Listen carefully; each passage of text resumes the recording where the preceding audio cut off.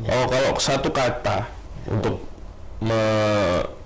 menyimpulkan bagaimana seorang pengusaha ataupun seorang pemuda ataupun seorang pelaku UMKM itu menghadapi tantangan era globalisasi, digitalisasi dan perkembangan AI ini, satu kata yaitu adalah adaptasi. Maintenance keuangan yang baik dan business development yang tepat. Jadi banyak orang-orang dalam membuat bisnis itu, dalam industri ekonomi kreatif apapun itu ya, itu kebanyakan itu setelah membuat bisnis, mereka melupakan yang namanya financial management dan juga business development. Jadi karena sudah nyaman dengan apa yang ada, mereka tetap di posisi yang sama terus, tidak melakukan inovasi-inovasi, tidak memaintain financialnya dengan baik.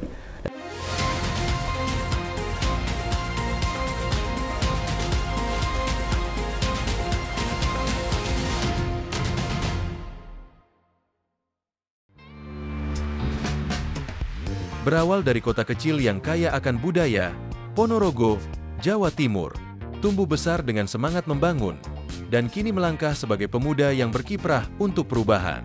Ibnu Alfandi Yusuf, lahir dan besar di Ponorogo, memulai pendidikan dasarnya di SD Bangunsari 1 Ponorogo, melanjutkan ke SMP Negeri 1 Ponorogo, dan kemudian menempuh pendidikan menengah di SMA Negeri 1 Ponorogo, salah satu sekolah unggulan di Kota Reog. Dengan tekad untuk terus berkembang, Ibnu melanjutkan studinya melalui International Undergraduate Program Manajemen di Fakultas Ekonomika dan Bisnis, Universitas Gadjah Mada, Kampus Kebanggaan Indonesia. Tak berhenti di situ, ia memperluas wawasan globalnya melalui Summer School Exchange Program di Toulouse Business School, Prancis. Semasa kuliah, Ibnu aktif dalam berbagai organisasi. Ia menjabat sebagai Sekretaris HIPMI Perguruan Tinggi UGM dari 2018 hingga 2021. Setelah kembali ke tanah kelahirannya, ia dipercaya menjadi Wakil Sekretaris HIPMI Ponorogo, lalu naik menjadi Ketua Umum HIPMI Ponorogo sejak 2024. Dedikasinya juga tercermin dalam dunia kebangsaan dan kepemudaan. Ia menjabat sebagai Ketua DKC Garda Bangsa Ponorogo sejak 2021, serta aktif di IP Ansor Ponorogo sejak tahun 2023. Karirnya di bidang kewirausahaan terus berkembang. Ia adalah pemilik Graha Prana dan juga pendiri toko kopi Mergan, sebuah tempat yang bukan sekadar kedai kopi, tetapi ruang tumbuh anak muda Ponorogo. Puncak dari perjalanan dedikasi dan pengabdiannya terwujud saat Ibnu dipercaya oleh masyarakat sebagai anggota DPRD Provinsi Jawa Timur periode 2024-2029. Di usia muda, Ibnu membuktikan bahwa kepemimpinan, kerja nyata, dan visi perubahan bukan hanya wacana, melainkan langkah yang terus ia perjuangkan. Ibnu Alfandi Yusuf, wirausahawan muda, politisi masa depan, pemimpin yang lahir dari rakyat untuk rakyat.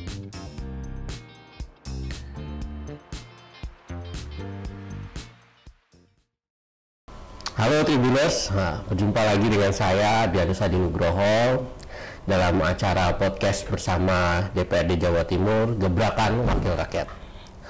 Nah, hari ini kita akan membahas soal tantangan pemuda di era ekonomi kreatif. Ini isu yang atau tema yang menurut kami ini sangat seksi karena di hari-hari ini kita banyak bicara soal UMKM, soal ekonomi kreatif, dan juga ditambah lagi dengan masifnya dunia AI di sekitar kita. Nah, hari ini kita akan membahasnya secara lebih komprehensif. Kemudian apa sih yang bisa kita lakukan untuk elaborasi atau mungkin mengkolaborasikan semua kemajuan dan tantangan zaman ini, apalagi kita pengen dengar langsung dari sosoknya, yaitu Mas Ibnu Alfandi Yusuf. Oke, halo. Ya, halo Mas Adri, selamat siang. Tribuners. Nah, kita berjumpa lagi nih Mas Ibnu. Oke, jumpa lagi. Nah, hari ini kita akan membahas soal tantangan pemuda di era ekonomi kreatif, yang kita mungkin bisa dikaitkan Mas nanti dengan digitalisasi dan dunia AI. Betul. Oke Mas, sebagai anggota DPRD Jawa Timur ya Mas, apa sih Mas yang peran DPRD untuk mendukung ini nih, apa sih Mas untuk tantangan di ekonomi kreatif ini untuk menghadapi ekonomi kreatif ini ya? Iya, sebenarnya perannya seperti apa sih Mas kita? Ya, sebagai anggota DPRD ini kita kan terbagi dalam berbagai komisi. Ini perlu perkenalan lagi ya ini? Nggak perlu ya? Boleh. Nanti bisa di inilah, di sini ada tulisannya gitu nggak ya? Bisa kita sampaikan nanti. Saya lihat sebelumnya di sini. Ada profil-profilnya lah mungkin. Saya kemarin sudah podcast di sini, ini podcast di sini lagi ya. Saya kira tidak perlu perkenalan lah. Tapi sedikit bisa dipanggil, saya bisa dipanggil Mas Ibnu. Saya anggota DPRD Provinsi Jawa Timur yang sekarang bertugas di Komisi A. Sedikit aja ya. Kembali lagi terkait peran DPRD Provinsi untuk menghadapi tantangan-tantangan ekonomi kreatif dan UMKM ini, kita semua terbagi, para anggota legislatif di tingkat provinsi ini terbagi dalam berbagai komisi. Untuk yang mengatur dunia UMKM itu ada di Komisi B, itu komisi yang meliputi pertanian, perikanan, perkebunan, perdagangan, dan UMKM itu ada di Komisi B.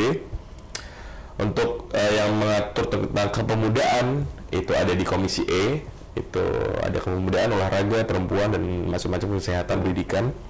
Kalau saya sendiri sekarang ditugasi di Komisi A. Nah, yang bersinggungan dengan tema ini, saya kira salah satu mitra saya adalah Kominfo yang membidangi tentang digital yang ada di Provinsi Jawa Timur. Nah, perannya, saya kira kalau peran yang pernah saya lakukan, saya kira ya kembali lagi yang sudah saya sampaikan di podcast sebelumnya, bahwa salah satu program unggulan Komisi A ini yang selalu dan sudah bersinggungan, yang sudah menghasilkan output konkret, yaitu adalah sinergitas antara kami, anggota DPRD Provinsi Jawa Timur Komisi A bersama dengan Dinas Kominfo. Nah, itu banyak sekali program-program yang diwujudkan. Salah satunya adalah sinergitas, seminar, workshop, pelatihan-pelatihan kepada para pemuda terkait digitalisasi dan AI. Apalagi yang namanya ekonomi kreatif ini kan tidak hanya melulu tentang UMKM, walaupun itu juga ya, tidak hanya melulu tentang UMKM, tapi juga meliputi digitalisasi dan AI juga, artificial intelligence. Gitu. Mas, mungkin sebelum kita bahas, ada pengalaman nggak Mas menggunakan AI, kemudian menggunakan bersinggungan dengan dunia digital, terutama AI lah, atau UMKM dengan AI? Gitu? Kalau saya sendiri, saya kira dari zaman kuliah itu sudah sangat familiar dengan namanya artificial intelligence, apalagi anak muda zaman sekarang.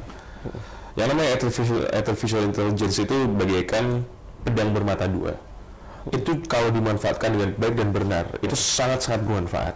Bahkan saya zaman kuliah, zaman bahkan sekarang, tim saya itu menggunakan AI. Maksudnya dalam setiap merumuskan suatu solusi untuk sebuah problem, itu sekarang AI bisa loh, untuk merumuskan sebuah solusi, untuk mengatasi sebuah permasalahan ataupun isu.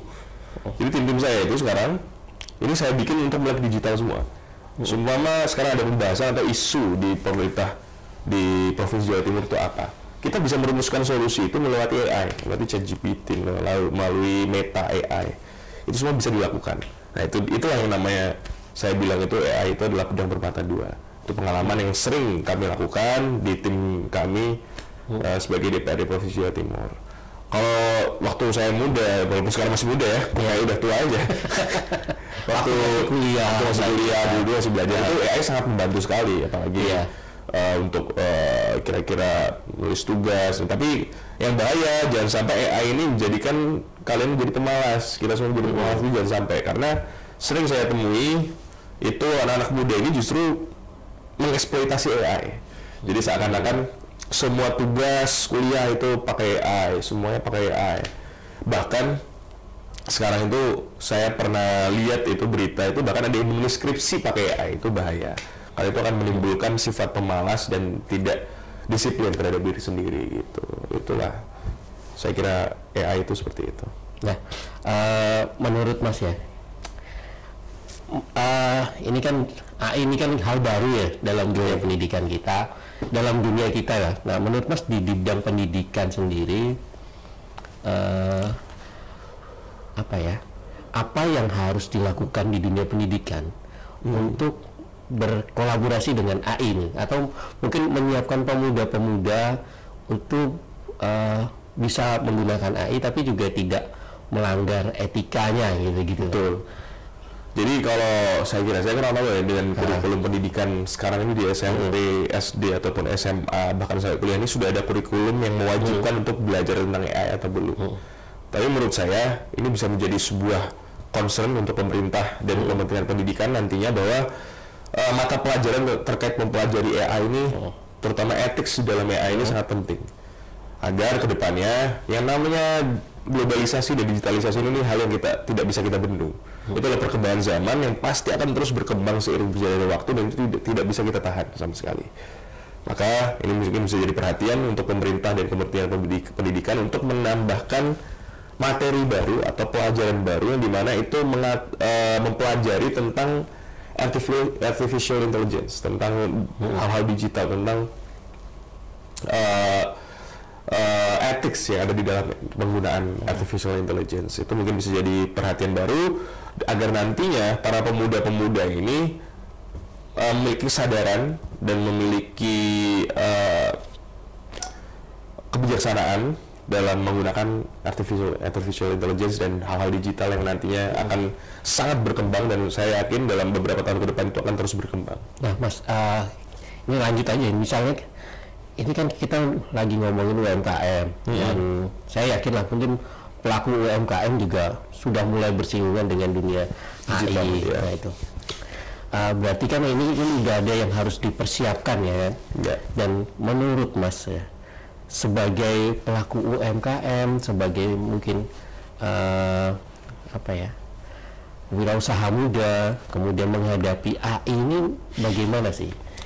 Oh, kalau satu kata untuk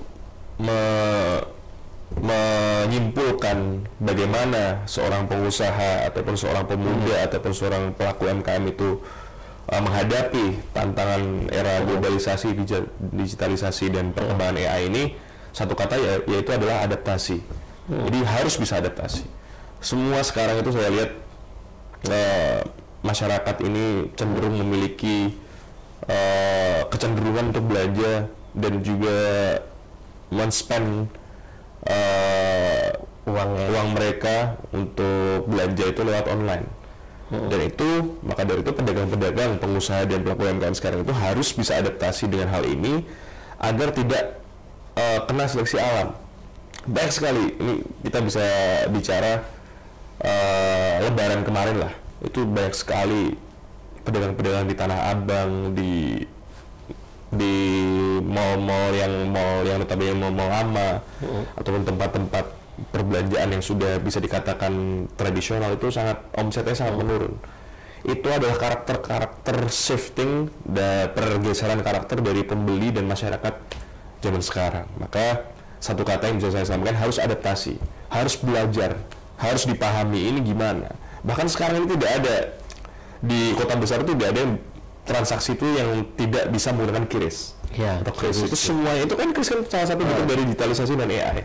Nah itu salah satu adaptasi yang saya kira sudah bagus dilakukan semua pedagang. Nah saya kira ini semua pedagang ini juga harus mulai shifting dan adaptasi kepada selain transaksinya itu juga dalam bentuk penjualan produknya. Mungkin bisa berjualan lewat media sosial atau lewat e-commerce dan itu harus betul-betul di-push karena sekarang ini menurut saya sangat gampang menghasilkan uang dari bisnis online, dari kolaborasi antara bisnis dan digitalisasi dan AI ini sangat gampang. Yang penting harus belajar aja dan konsisten gitu aja. Salah satu isu dalam penggunaan AI ini kan trust, Mas. Saya pernah ya berbicara dengan pedagang, dia malas menggunakan QRIS, gitu ya. Salah satunya karena dia itu kurang percaya gitu loh. Dan mungkin di saat ini dia lebih senang megang uang cash daripada menggunakan QRIS. Nah, dan kasus seperti ini nggak cuma si pedagang ini aja, ada banyak pedagang juga kurang percaya gitu loh. Nah, menurut Mas itu bagaimana ini kita evaluasi nih supaya orang yang mau menggunakan trust gitulah dengan kemajuan zaman gitu. Ya kembali lagi harus disosialisasikan oleh pemerintah. Bahkan secara ilmiah kalau saya boleh bilang ya, itu justru bisa lebih dipercaya sebuah sistem AI atau sistem digital daripada seorang manusia, karena sistem AI dan digital itu sudah terkode, sudah dilindungi oleh sistem, bahkan sudah diawasi juga oleh OJK. Kris kan diawasi oleh OJK dan resmi dari pemerintah. Bagaimana orang bisa tidak percaya dengan hal yang sangat legal seperti itu dan sudah terkode seperti itu? Itu adalah sebuah sistem. Maka perlu disosialisasikan oleh pemerintah, terutama oleh kepada masyarakat yang notabene kabupaten atau kota yang terpinggirkan, yang agak kecil seperti itu, untuk selalu mensosialisasikan untuk adaptasi kepada digitalisasi dunia bisnis ini. Ini penting karena itu tadi, jangan sampai nanti kalah saing dan kena seleksi alam. Karena itu tadi ya, secara ilmiah itu justru yang namanya sistem digital atau artificial intelligence itu harusnya lebih bisa dipercaya daripada seorang manusia itu sendiri, karena kalau mereka sistem itu kan sudah terkode, sudah ada codingnya. Jadi saya kira harus dipercaya, dan yang penting yang legal ya, yang diawasi oleh OJK langsung dan oleh pemerintah langsung. Ya Mas, kemudian ini kan juga di satu sisi juga banyak pemuda-pemuda yang bergerak di bidang ekonomi kreatif dan sudah percaya dengan digitalisasi ya, gitu, dan termasuk AI-nya itu sendiri. Cuma apa yang harus mereka lakukan atau apa yang harus pemerintah lakukan supaya kepercayaan para pemuda ini yang bergerak di bidang ekonomi kreatif itu kemudian bisa bermanfaat untuk kemajuan sebuah daerah gitu, atau kemajuan mereka sendiri gitu. Ya. Kalau bilang hal konkret yang dilakukan oleh pemerintah ataupun kami lakukan ya di tingkat provinsi ini sebenarnya sangat banyak. Digitalisasi yang dilakukan kami itu tidak hanya melulu tentang AI dan sosialisasi program-program melalui dinas, tapi banyak yang dilakukan. Kami secara kepegawaian, seluruh sistem yang ada di pemerintah provinsi itu sekarang sudah serba digital. Bahkan menurun sampai tingkat desa, tingkat kabupaten pun sekarang sudah serba artificial intelligence, serba digital. Semua sudah terstore, sudah terkumpulkan dalam satu sistem digital yang sama.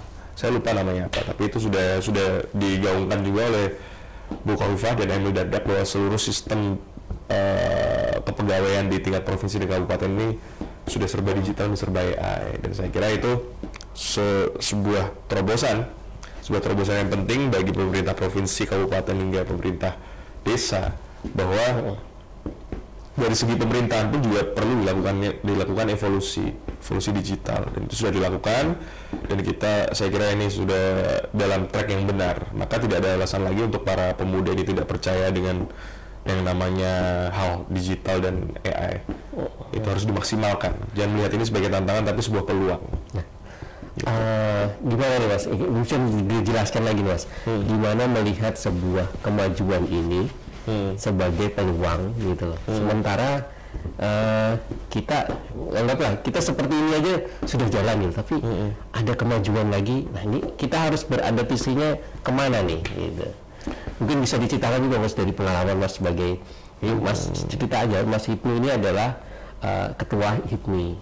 Nah, pasti bisalah melihat perkembangan seorang pengusaha yang awalnya bekerja secara klasik gitu, kemudian ada modernisasi seperti ini. Nah, kalau ya Mas, sebenarnya ekonomi kreatif ini tidak melulu tentang hal digital dan AI. Sebenarnya kata kreatif ini adalah seberapa kreatifnya masyarakat sekarang ini untuk membuat suatu bisnis ataupun ekosistem bisnis.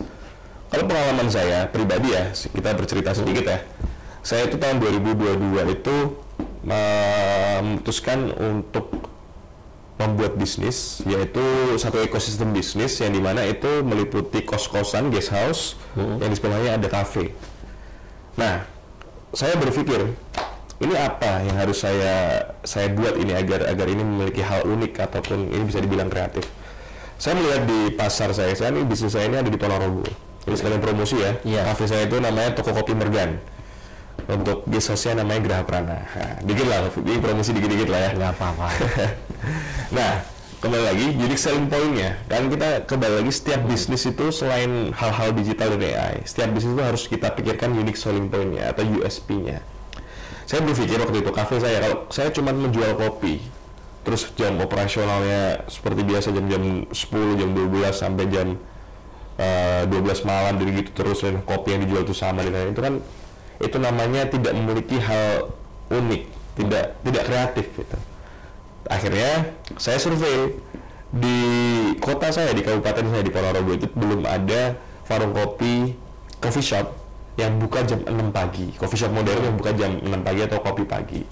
Akhirnya saya bikin unique selling point itu adalah toko kopi pagi Mergan. Akhirnya itu khusus jadi branding unik buat kami. Ya akhirnya orang-orang kalau pagi itu ngopinya ke tempat kami, coffee shop ya. Itu. Jadi orang-orang para pesepeda yang hobi sepeda pagi, yang hobi running, hobi jogging pagi-pagi itu ngopinya ke tempat kita. Nah, itulah yang jadi USP kami di toko kopi kami. Kalau yang di kos-kosannya, USP-nya adalah lokasi kami. Lokasi kami itu, lokasi bisnis saya ini, Prana Guest House ini sangat berdekatan dengan alun-alun atau pusat kota. Nah, karena saya sadar itu adalah unique selling point kita, itulah yang kami push terus dari segi lokasi. Nah, makanya untuk para pedagang, para pemuda yang ingin berbisnis, itu harus menentukan unique selling point dari apapun yang kalian buat. Dan itu tidak melulu tentang digitalisasi dan AI saja, itu bisa jadi identitas buat kalian. Entah itu dari segi produk ataupun segi keunikan yang lain, itu bisa dipikirkan. Tapi kembali lagi, pokoknya bikin bisnis harus kreatif, apalagi bikin bisnis yang masuk kepada blue ocean. Jadi dalam bisnis ini ada dua medan bisnis. Yang satu adalah blue ocean, yang satu adalah red ocean. Red ocean ini bisnis yang niche market, dan konsumennya itu pun juga niche. Niche itu apa ya bahasa Indonesia ya? Niche itu segmentasi pasarnya itu unik lah dan kecil. Itu namanya red ocean. Kalau blue ocean ini adalah bisnis mainstream yang segmentasi pasarnya itu terlalu umum. Kalau sampai masuk ke blue ocean ini dan tidak memiliki unique selling point, saya kira pasti bisnis itu tidak akan berjalan lama. Oke. Gitu. Mas, dengan pengalaman itu, ini tahun 2022, 2003, 2004, 2025 ya kan? Bisnisnya berarti udah 3 tahun lebih. Oh, 3 tahun lebih. 3 tahun lebih. Dan nggak semua orang punya ketahanan, entah itu ketahanan ekonomi, ketahanan mental, untuk mempertahankan bisnis ini. Menurut Mas, apa nih resepnya gitu? Kunci sustainability dalam bisnis. Itu kan. Berarti kunci sustainability dalam bisnis adalah maintenance keuangan yang baik dan business development yang tepat. Jadi banyak orang-orang dalam membuat bisnis itu, dalam industri ekonomi kreatif apapun itu ya, itu kebanyakan itu setelah membuat bisnis, mereka melupakan yang namanya financial management dan juga business development. Jadi karena sudah nyaman dengan apa yang ada, mereka tetap di posisi yang sama terus, tidak melakukan inovasi-inovasi, tidak memaintain financialnya dengan baik. Dan menurut saya, kunci sustainability dari sebuah bisnis itu, ini ilmu yang saya dapat dari kuliah ya. Ini untuk informasi, saya kuliahnya itu di FEB UGM, jurusan manajemen. Jadi saya kira saya dikuliahkan di sana itu tidak rugi lah orang tua saya, karena dikit-dikit paham lah tentang bisnis, paham dikit lah ya. Jadi kunci dari business sustainability dari bisnis itu kalau menurut saya pribadi adalah financial management yang baik dan juga business development. Nah, business development ini harus dilakukan oleh sebuah bisnis, jadi jangan sampai stagnan terus dan ada di zona nyaman terus. Nah, jadi bisa kita tuangkan pikiran-pikiran dan terobosan kreatif kepada business development ini. Nah, setelah udah berjalan dengan baik, jangan lupa memaintain financial management dengan baik juga, karena itu kebanyakan banyak bisnis yang kolaps dan tidak bertahan lama tuh karena kurang manajemen di financialnya. Nah, itu penting banget gitu. Oke. Apa nih? Menurut Mas ya, banyak juga masalah-masalah dalam ekonomi kreatif itu kan tadi ada maintenance dan business development. Nah, kalau business development sendiri itu mencabangkannya gimana Mas? Karena ternyata kan dalam perjalanan ya banyak ekonomi kreatif, awalnya kita misalnya berusaha soal jualan cilok lah. Belakangan dia karena udah menemukan pasar yang lain, dia malah bergeser nih, malah jualan nasi goreng misalnya gitu. Nah, itu gimana tuh Mas? Ya, business development itu adalah sebuah hasil dari pikiran kreatif. Kembali lagi tergantung sektor bisnisnya apa. Contoh jualan cilok. Kok saya jadi mikir ya, jualan cilok itu bisnis developmentnya mungkin bisa meliputi upgrade gerobak, atau mungkin bisa upgrade pegawai, dikasih pegawai yang cantik. Ini mungkin ya, ini kan kita nggak tahu. Terus banyak hal pikiran kreatifnya yang bisa membuat suatu bisnis itu menjadi berkembang atau viral mungkin bisa. Ya itu mungkin upgrade gerobak jadi pedagang cantik, terus di video dimasukin TikTok. Itu kan banyak kayak gitu. Banyak usaha-usaha yang unique selling point-nya itu macam-macam. Gitu. Nah, kemudian gimana caranya supaya sekarang itu ekonomi kreatif Jawa Timur itu kan skalanya kan kecil-kecil nih kebanyakannya. Gimana caranya Mas pemerintah itu bisa menjualnya ke pasar global nih? Jadi gini, kalau kita berkaca kepada industri ekonomi kreatif dan UMKM ini kan adalah industri tulang punggung dari PDB dan PDRB. Saya tadi baca di internet bahwa kontribusi UMKM kepada PDB nasional itu sekitar 61%, dan itu sangat tinggi. Jadi adapun peningkatan ataupun penurunan dalam sektor itu pasti sangat berpengaruh dengan keadaan ekonomi negara kita. Di provinsi sendiri, di provinsi itu juga tidak jauh berbeda. Tingkat kontribusi UMKM dan ekonomi kreatif itu sekitar 59,8%. Nah, itu saya kira kita sudah mengetahui bahwa industri UMKM dan ekonomi kreatif ini sangat penting untuk keberlangsungan dan perkembangan ekonomi suatu negara. Nah, PR-nya adalah gimana caranya masyarakat, terutama pemuda ini bisa menciptakan industri kreatif, apalagi bisa sampai mencapai pasar internasional. Kembali lagi, itu adalah akses ataupun hasil dari pikiran-pikiran kreatif dari masyarakat itu sendiri yang menghasilkan bisnis dan menciptakan bisnis apapun itu.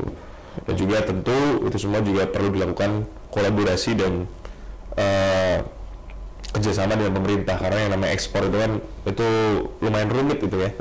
Itu harus ada kerjasama dengan pemerintah juga, dengan pihak yang ada di negara lain juga yang menerima barang dan lain-lain. Tapi saya kira Indonesia ini sebuah negara yang sangat kaya, banyak sekali resource dan sumber daya alam yang bisa diolah untuk menjadi produk apapun itu yang nantinya bisa mencapai pasar internasional. Dan saya yakin pemuda-pemuda Indonesia ini sangat punya kapasitas untuk hal itu.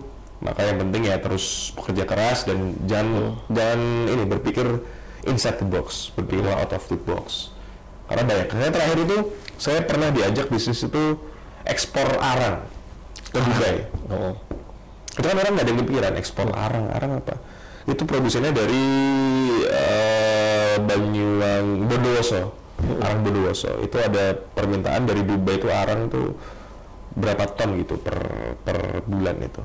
Dan benar nggak ada yang kepikiran itu. Padahal arang, cuman seonggok arang aja ini bisa menjadi komoditas ekspor yang sangat-sangat menjanjikan. Dan harganya lumayan mahal itu waktu dijual di Dubai.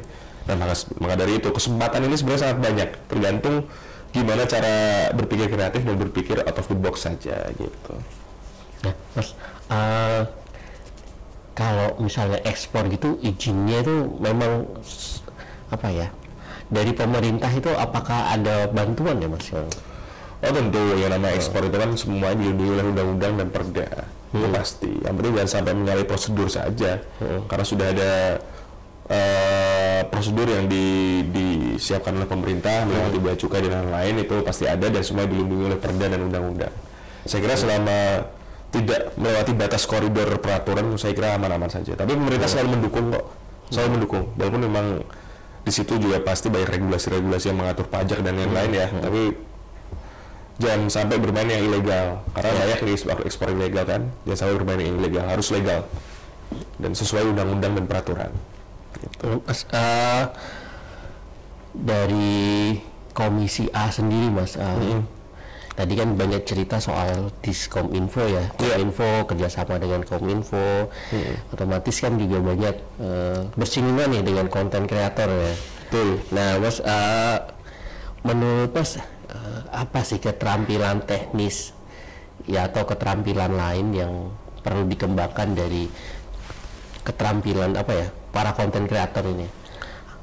Konten kreator ini ya sebenarnya konseptual dari seorang konten kreator ataupun pebisnis ataupun yang bergerak di industri digital ataupun ekonomi kreatif itu semuanya sama secara konsep, yaitu ya harus unik. Konten kreator, kita berbicara konten kreator ini adalah suatu medan bisnis yang blue ocean juga kalau menurut saya. Jadi sangat banyak konten kreator di dunia ini kan, di Indonesia, di Jawa Timur ini sangat banyak konten kreator. Sekarang PR-nya adalah kalau mau jadi konten kreator itu harus mempunyai sesuatu yang unik. Ya, yang perlu kita push, yang perlu dilatih itu adalah hal unik apa yang kalian jual untuk masuk ke dunia ekonomi kreatif dan dunia digital ini kan. Kalau nggak unik nggak akan bisa laku dan terjual di pasaran, itu saya yakin. Makanya harus digali adalah keunikan dan juga yang penting konsisten dan rajin, karena dalam dunia bisnis dunia media sosial ini saya kira sudah ada rumusnya dan kodenya biar bisa jadi konten kreator yang viral dan berhasil itu, yaitu ya 3 itu, harus unik, konsisten, dan juga kerja keras gitu. Dan ada selling point-nya, jadi ada selling point-nya. Iya, unique selling point itu penting dalam setiap apapun yang dilakukan. Oke, Mas, menurut Mas ya, pemuda Jawa Timur, apa ya Mas ya, pesan-pesan untuk Mas ini ada kopi mau? Oh iya, sambil minum saya kan ya. Nah, apa ya yang perlu dipersiapkan para pemuda di Jawa Timur ini ya untuk mendorong ekonomi kreatif ya, atau mungkin bagi pelaku yang perlu mereka persiapkan gitu ya untuk bisa mendorong ekonomi kreatif Jawa Timur ya. Jadi saya kira kalau teman-teman pemuda jam sekarang ini terbagi menjadi dua golongan ya, golongan yang melek digital, melek ekonomi kreatif, dan melek media sosial, dan juga ada pemuda yang memanfaatkan yang akhirnya terpengaruh sisi negatif dari hal-hal itu, karena yang namanya kembali lagi yang namanya era globalisasi, era digitalisasi itu bagian pedang bermata dua. Kalau dimanfaatkan dengan baik itu akan luar biasa manfaat untuk seorang pemuda, tapi kalau dimanfaatkan dengan tidak baik itu menjadi hal yang negatif sekali. Nah, maka dari itu untuk memaksimalkan ya harus diambil sisi positifnya, diambil sisi yang baik, karena yang namanya era digital globalisasi seperti ini itu dampaknya itu sangat besar. Nah, dari itu harus diambil sisi positifnya, apalagi sekarang akses informasi itu sangat gampang, ambillah informasi yang bagus. Nah, saya melihat ini baik di lingkungan saya ini dan beberapa kenalan saya ini kebanyakan justru malah masuk ke sisi yang negatifnya.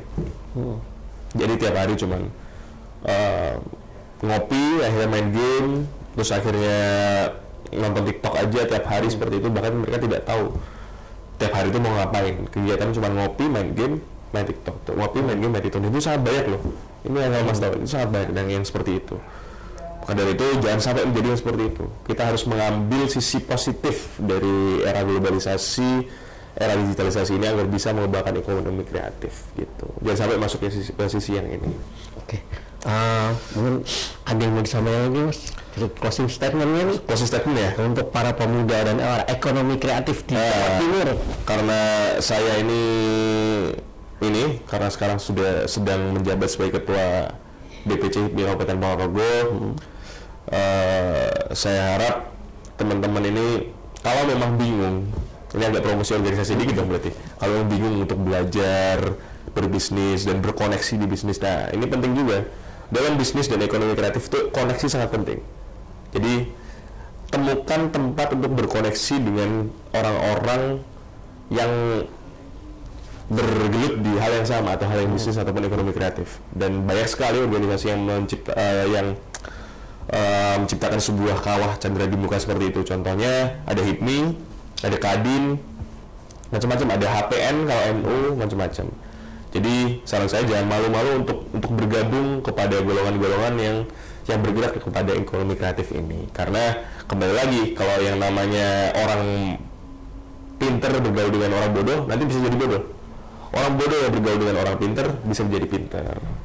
Nah, mengutip kata-kata terakhir dari senior HIPMI saya terkait kepemudaan lah ini. Kalau ekonomi kreatif saya kira udah clear lah tadi. Ini tentang kaum muda dulu.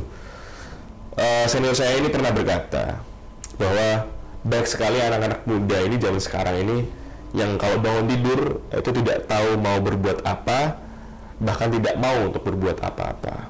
Nah, kalau kata senior saya, anak muda yang seperti itu adalah anak muda yang tua sebelum waktunya dan mati sebelum saatnya, gitu aja lah closing statementnya. Dan orang muda semangat ini pokoknya. Semangat teman-teman pemuda dan ekonomi kreatif. Baik teman-teman, sekian diskusi kita, talk show kita dengan Mas Ibnu. Sampai jumpa di talk show berikutnya. Thank you. Terima kasih. Terima kasih. Terima kasih ya.